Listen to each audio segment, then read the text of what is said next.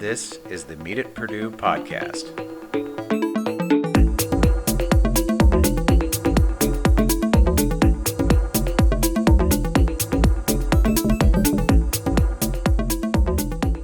Hey everybody, welcome to the Meet at Purdue podcast and videocast. My name is Chris Bishop with Purdue Conferences, and I'm joined by my good friend Nick Benora, Director of Purdue Conferences. So we wanted to talk a little bit about why we decided to do these podcasts. And I think some of the topics that you're going to see, we want to talk about what's going on in the industry, things that are going on here, especially at the Purdue campus. You know, things are changing a lot from an event standpoint, right. From a meeting standpoint. And one of the things we wanted to do is to be able to keep people up to date. Kind of give us an idea of your thoughts on why we're doing this type of podcast or this type of communication. Sure. The biggest reason why we're going with podcast and videocast is because our industry has completely changed. It's got turned on its ear when COVID hit the country, and globally it affected the meetings and events industry. We were caught up in that wake. Things here on campus were shut down from an event standpoint, which has really changed the scope of what we're able to do. We've got some construction going on in the building. Part of that wake we're riding through. And so we needed a better way to communicate with people. We can't really get together without standing 6 feet apart, wearing masks. It's just not possible right now on the campus to get folks together. So in an effort to change with those times and innovate, not only is the department switching to a more virtual and hybrid format, we thought our communication styles should also match what's happening in our industry. So from a meetings and events standpoint, and we talk about this a lot, let's kind of go back, this year, it's going by. I mean, we're in October now, right. But at the same time, I think we've seen 20 years worth of things. So, like, what have we seen from a business standpoint in these 10 months? A lot has happened in the last 10 months. We went from, peaks and valleys, I guess, kind of like life is. We, very healthy department, running a lot of revenue, creating a lot of events here on campus. We were on track to hit another fiscal year with 500 events in the books, and making all of our revenue and ending the year in the black, to suddenly at the change of the fiscal year with 3.5 months of no revenue to close out last fiscal year. It started fiscal 21 off with instantly in a deficit. All of the carry forward and reserves were gone, and we've seen a reduction, unfortunately, in our staff. We've lost over 60% of the staff of Purdue Conferences. There have been no events since the end of March. The start of the fall semester brought some events back. We're able to transition some of those career fairs to virtual career fairs. So there is some business that's going on.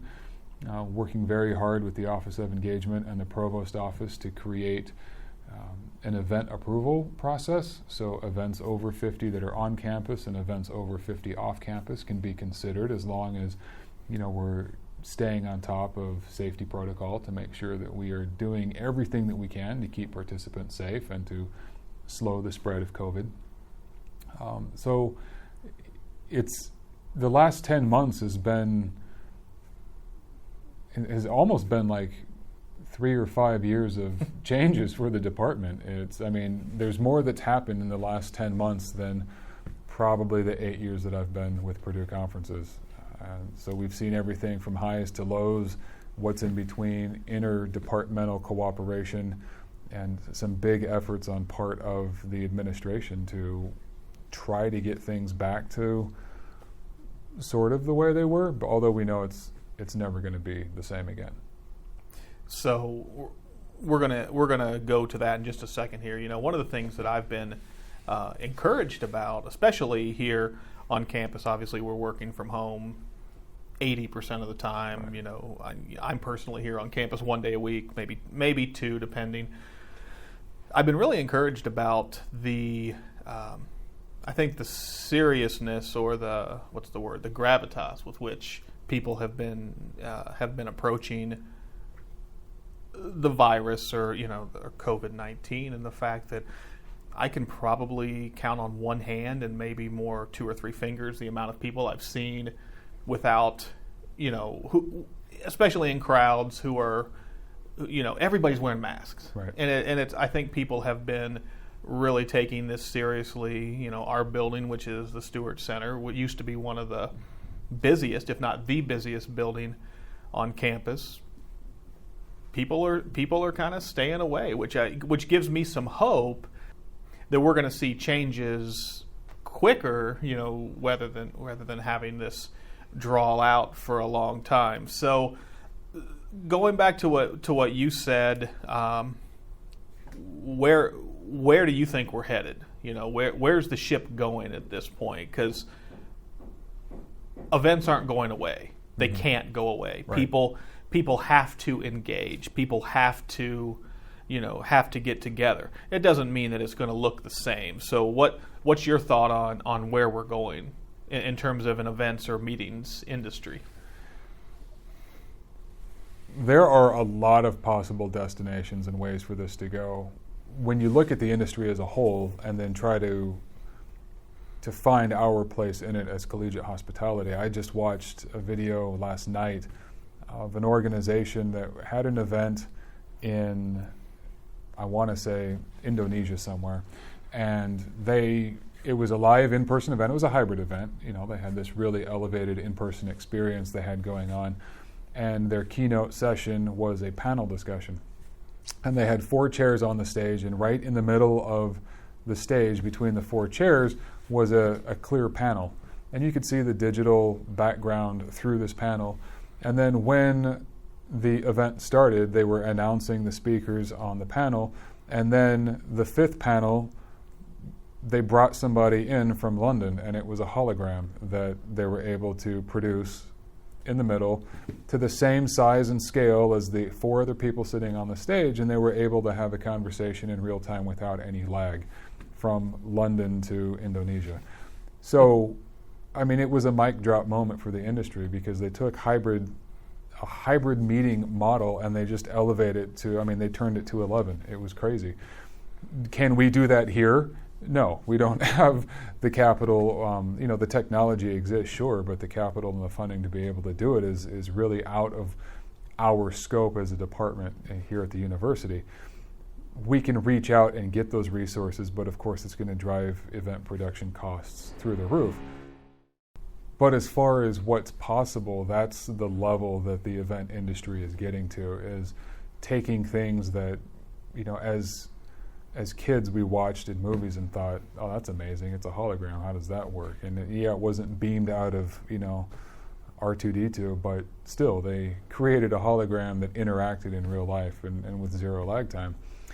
So the events industry is moving very, very fast to get the industry back up and running. The multi-billion-dollar losses that the global economy has seen because events aren't happening right now is affecting a lot of lives.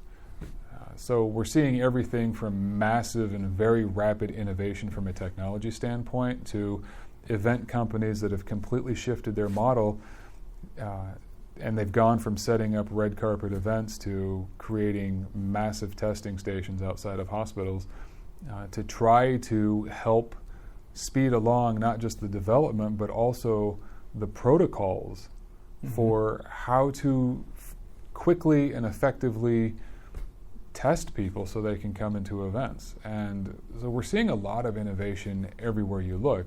That's the events industry on a global level. When you look at it from a collegiate standpoint, we're bound by all sorts of other constraints that our corporate partners aren't. We're dealing with an academic mission that's, of course, oversees everything, and it absolutely should. But within that framework, there's still a need to meet. There's still a need to get people together and conference and the scholarship of engagement to get out there, especially as a land-grant university. That need's not going to change. So what the real question for us is, as a university, as an institution of higher education, how do we help propel that ship so that we continue to innovate and stay relevant and still meet the needs of our customer, which we know is the university itself.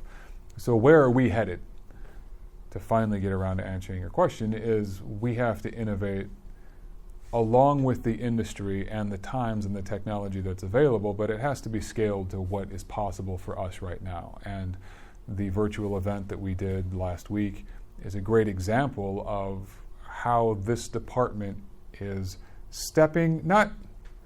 I don't want to say we're stepping away from traditional events. Mm-hmm. We still hope and are very hopeful and confident that traditional style events are going to return. But that's a great, and not to cut you off, but I like where you're going. What's a traditional event? And I've had conversations with faculty, staff, whoever, and they're just up in arms, right? What are we going to do? Well, right. We can't have events. Well, that's not true. Right. You can't have the event that you had 2 years ago. Exactly. Because we can't get 1,000 people in a room. Mm-hmm. I mean, check local listings. But, we can't get 100 people, 200 people. That's just not possible right now. Right. So, it's funny that traditional events, I don't even know what the definition of that is anymore. And I don't even know what it's going to be 6 months from now. Right. 12 months from now. I think that's part of the intriguing nature of what we have from an events industry is we've even just in the past 4 months, there's been a ton of changes. Yeah. I mean, the technology, I've never seen technology in this industry move as fast. I mean, I think in the past, we haven't seen this many technological changes in 10 years that we have in the past, 4 or 5 months in terms of event apps, virtual reality, augmented reality, mixed reality, things like that. Right. Yeah, and I think that, so you bring up two really great points. One is that definition of what a traditional event is, and that's where we don't want to really get bogged down in, semantics, right? So a traditional event, I think, it changes with every person. A traditional event, really, when you distill it down, is the event you had last year or the event that you're used to, I think is the better way to look at what is a traditional event. It's the event that somebody is used to going to, whatever that happens to look like.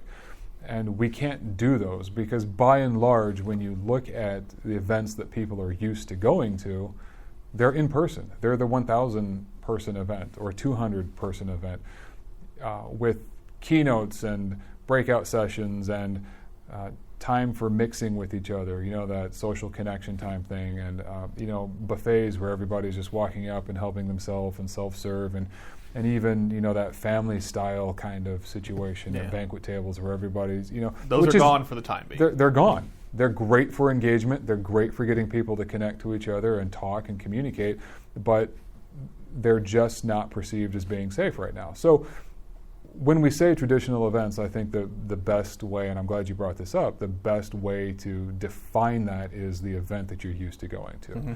And those are gone.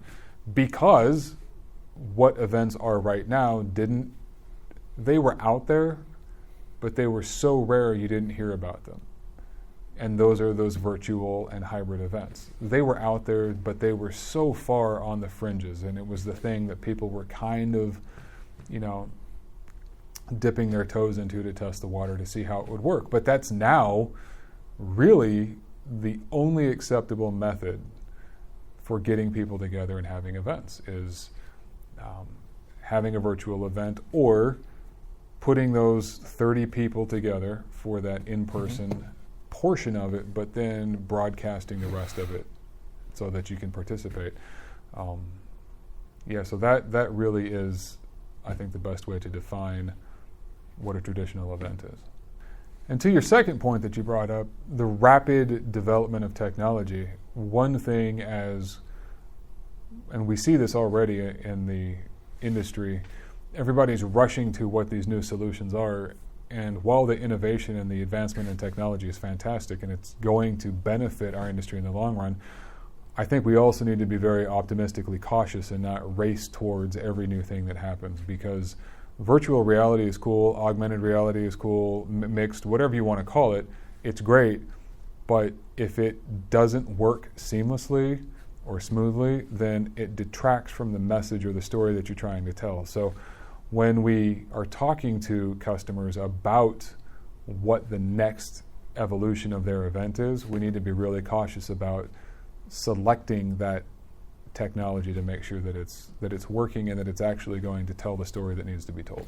I think it's almost more than anything now, the cookie cutter program is gone.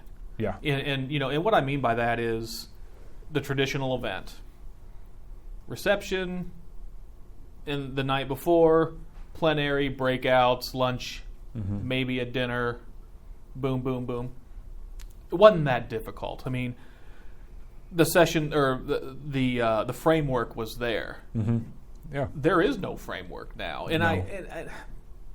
I got to use my words carefully, because I don't want to make light. I mean, we're in a rough situation right now. There's a lot of people hurting. Society as a whole is hurting at the moment. So I want to choose my words carefully. But right now it's almost like this type of industry is more I think it's quickly going to a design industry, in terms of, listen, out of necessity, we need to customize what you're doing. You brought it up, the story that you want to tell. Well, Right. The story in traditional, what we used to know as events, the story could be told in the same framework. The content may be different, but the framework was the same. Right. Well, now, who's your audience? What is it that you're trying to tell or sell or do?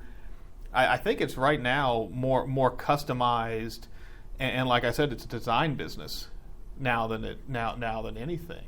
Yeah, you can't take, and one of our speakers at our virtual conference brought it up very just point blank, but also I think very eloquently, is a lot of the mistakes that people are making is they're taking their traditional event, that used to event, and they're just putting it in front of a camera, and it doesn't work. You can't just say, well, here's my framework that I've used for the past 20 years, we're going to throw some cameras in it and broadcast it, and it's going to make sense. It won't make sense, and it's going to have zero value. It's not going to translate. And you're absolutely right. The industry is certainly changing, where it really is now more about design and about that event design and how you get to the point where you know what it is that you're trying to do. And it takes a lot of thoughtful analytics on the front end and real design time to create what that production looks like. And it really is a production. We're not talking about, it's the difference between a theater production and a TV production. What we're looking at here is you've got a lot of people behind the scenes. You've got cameramen, you've got controllers, you've got producers that are switching in between things. You've got, moderators that are having to control not just what's happening in the room in that traditional event, but now you're having moderators that have to control people's cameras, microphones, all sorts of things, monitor questions, sort through those and filter them and decide what's an appropriate question for the speaker to answer and what's not. And so there's so much more that you need to be thoughtful about, that takes time, that just takes mindfulness and thoughtfulness and real design to be able to think through those processes so that you're reaching your audience and telling your story right. Yeah. So a little plug for the department. We are not just willing, we're eager to jump in. Right. We've been getting calls about events and what do we do, and we still have. I just talked to one of the I won't give the college, but she's a recruiter, and she said, I can't have any students. How am I supposed to recruit? Let's talk. So, right. So we're going to customize recruiting events for her. Life will move forward. Right. Events will move forward. Right. How are they going to look? We don't know, but one of the things, in full transparency, we put on a virtual event earlier, a week or two ago, and it was rough. I mean, it was tough. And part of it is we had never done it before, but boy, I'm glad we did it, because I think that, I said earlier, there's not a framework, but there are pieces, and we figured out those pieces. So I think, I feel real good about being able to put together events, and I feel like we can, and I don't know if I even like the word, we can pivot. Mm-hmm. We can evolve. We can move with how the industry, with how society. We don't know if there's going to be lockdowns. We don't know what next week is going to bring. But I feel real good that we can actually, we have a solution for that, that kind of thing, and I feel real good about that. So, as we start to wrap up with this podcast, where do we go from here? My thought is that we want to keep first and foremost, the Purdue community. We want to keep the Purdue community up to date on what's going on with meetings, with industries. Things are changing by the day. Technologies. There's so much information out there. We want to be the go-to for that information.